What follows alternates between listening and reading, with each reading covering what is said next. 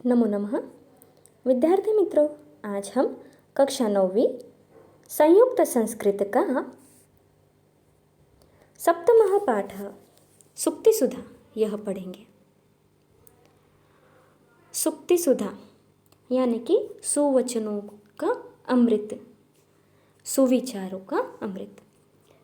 संस्कृत भाषा सुभाषते ही समलंघकृता खलु। संस्कृत भाषा के वजह से संस्कृत भाषा, सुभाषितों के वजह से संस्कृत भाषा यह समलंघकृता, सुभाषित और अलंकृत हुई है। सुभाषितेभ्यः उद्धृताः नैकविधाः संस्कृतसूक्तयः न च केवलं संस्कृते अपि तु अन्यभाषास्वपि मार्मिकतया उत्स्फूर्ततया च उपयुक्ताः दृश्यन्ते। यानी कि सुभाषित में उद्धृत किए हुए जो संस्कृत सूक्त है यह न केवल संस्कृत भाषा में, ये संस्कृत भाषा में ही नहीं तो अन्य भाषा में भी है। प्रायः जनाः संपूर्णं सुभाषितं न स्मरन्ति। बहुत जनों को पूर्ण सुभाषित याद नहीं रहता है, लेकिन सूक्तयः तेषां जिह्वाग्रे तिष्ठन्ति। यानी कि सूक्त जो है सुविचार, यह उनके जिह्वा पे रहता है। भाषा वैभवं वर्धयन्त्यः एतादृशः सूक्तयः छात्रैः सम्यक् पठितव्या स्मर्तव्या च। यह जो भाषा वैभव बढ़ाने के लिए यह जो सूक्त है, सुविचार है, सभी छात्रों को याद करने चाहिए और पढ़ना चाहिए। तो इस सुक्तिसुधा में हमें कुछ सुभाषित दिए गए हुए हैं, तो ये आपको अच्छे से सुनना है, अच्छे से पढ़ना है। तो देखेंगे ज्ञान बढ़ाने वाले ऐसे पहले सुभाषित को। न चोरहार्यं न च राजहार्यं न भ्रातुभाज्यं न च भारकारी वये कृते वर्धत एव नित्यं विद्याधनं सर्वधनं प्रधानम। अब आपको पता है विद्याधनम सर्वधनम प्रधानम, ये आपने पहले भी सुना है। यानी कि वह विद्याधन यह सब धनों में श्रेष्ठ धन है। न चोरहार्यम, तो विद्याधन का यहाँ पर महत्व बताया हुआ है।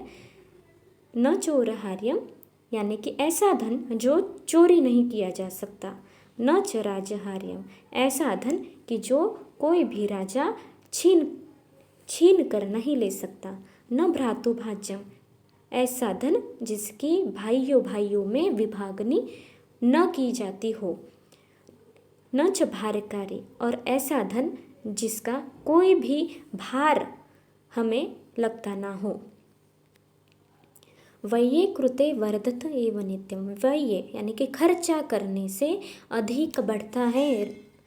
विद्याधनम सर्वधनम, ऐसा विद्याधन सर्वधनों में उत्कृष्ट है और प्रधान है। तो जिसकी जो धन चोरों से चोरी ना की जा सके, चोर उसे चोर ना सके, राजा उसे छीन ना सके, भाइयों में जिसकी विभागनी न हो और जिसका वजन कोई ना हो, खर्चा करने से अधिक बढ़ता है, ऐसा विद्याधन सर्वधन में श्रेष्ठ है। ऐसे विद्याधन का यहाँ पर महत्व बताया गया हुआ है। फिर देखेंगे दूसरा सुभाषित। इसमें वसुधा यानी कि हमारी पृथ्वी यह संपूर्ण हमारे लिए कुटुंब है, ऐसा बताया हुआ है। वसुधैव कुटुंबकम, आपने पहले भी यह सुविचार सुना है।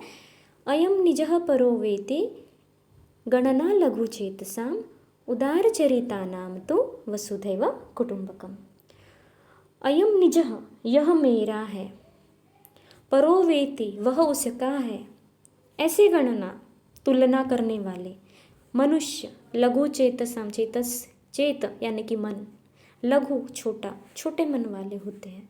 यह मेरा है, यह दूसरों का है, ऐसी गणना करने वाले मनुष्य छोटे दिल वाले होते हैं। उदार चरितानाम तो, परंतु उदार चरित्र के लोग, उदार मन के लोग, उदार दिल के लोग, इनके लिए तो संपूर्ण पृथ्वी ही अपना कुटुंब है। ऐसा इस सुभाषित में कहा गया हुआ है। कि यह मेरा है, यह दूसरा है, ऐसी गणना सिर्फ लघु चेतसम यानी कि छोटे दिल वाले व्यक्ति, छोटे चेत यानी कि दिल वाले व्यक्ति करते हैं। लेकिन उदार चरित्र के मनुष्यों के लिए तो संपूर्ण पृथ्वी ही अपना कुटुंब है। आगे का श्लोक आखिरी, परोपकाराय फलन्ति वृक्षाः परोपकाराय वहन्ति नद्यः परोपकाराय दुहन्ति गावः परोपकारार्थम इदं शरीरम। परोपकारार्थम इदं शरीरम यानी कि हमारा जो ईश्वर ने यह जो हमें शरीर दिया है यह सिर्फ परोपकार के लिए ही है, दूसरों पर उपकार करने के लिए ही है। तो परोपकाराय फलन्ति वृक्षाः, वृक्ष क्यों फलते हैं? परोपकार करने के लिए, क्योंकि वृक्ष फलते हैं तो फल आते हैं तो वो मनुष्य के लिए काम आते हैं, जानवरों के लिए काम आते हैं। तो वृक्ष खुद के लिए कभी भी कुछ नहीं करता है, वो दूसरों के ही लिए करता है, यानी कि वो परोपकार करता है। परोपकाराय वहन्ति नद्यः, परोपकार करने के लिए ही नदियाँ बहती है, नदियाँ बहती है तभी हमें पानी मिलता है। तो परोपकार करने के लिए नदियाँ बहती है।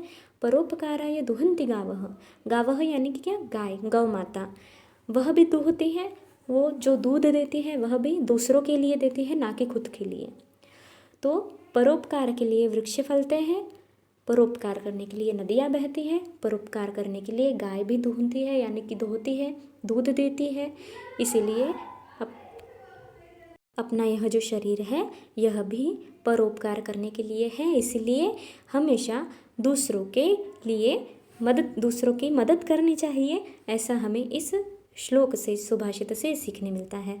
तो विद्यार्थी मित्रों, इस साल हमें इस सूक्ति सुधा पाठ में 3 श्लोक हैं, बाकी के 2 श्लोक आपके जो 25% सिलेबस कट हुआ है उसमें गए हैं। तो आपको यह श्लोक अच्छे से पढ़ने हैं और इसमें जो कुछ भी हमें बताया है वह आत्मसात हमें करना है। धन्यवाद।